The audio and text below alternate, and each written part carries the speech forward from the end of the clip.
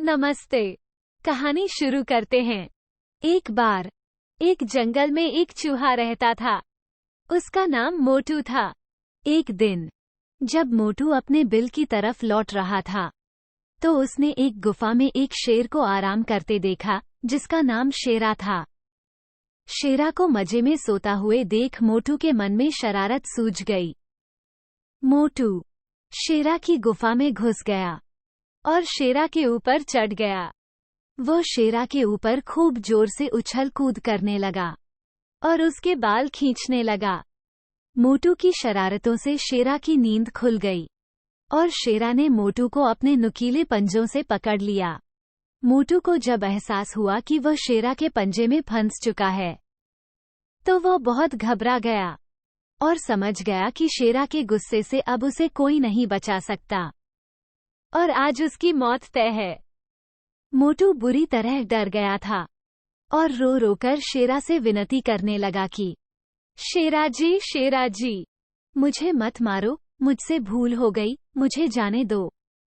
अगर आज आप मुझे जाने देंगे तो मैं आपके इस उपकार के बदले भविष्य में जब कभी आपको किसी भी तरह की मदद की जरूरत पड़ेगी तो मैं आपकी मदद हमेशा करूंगा। मोटू की बातें सुनकर शेरा की हंसी निकल गई। वह जोर जोर से ठहाके लगाने लगा।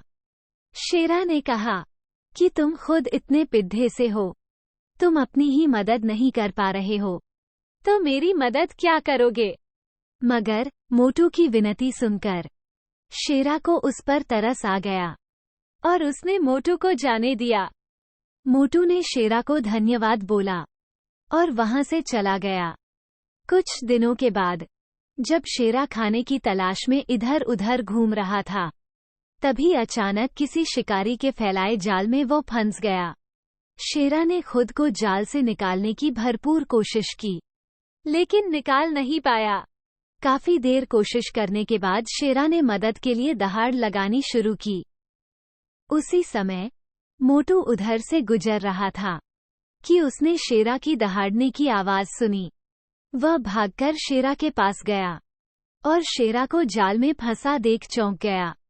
उसने बिना देर किए अपने नुकीले दांतों से जाल को काटना शुरू किया और कुछ ही देर में उसने पूरे जाल को काटकर शेरा को आजाद कर दिया। मोटू की इस मदद से शेरा की आंखें भर आई और नम आंखों से शेरा ने मोटू को धन्यवाद किया और दोनों वहां से चले गए। फिर शेरा और मोटू अच्छे दोस्त बन गए।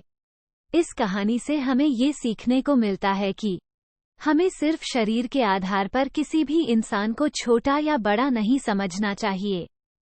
साथ ही हमें दूसरों की मदद करने के लिए हमेशा तैयार रहना चाहिए, क्योंकि जब हम दूसरों की मदद करेंगे तभी कोई हमारी मदद के लिए आगे आएगा। कहानी समाप्त। धन्यवाद।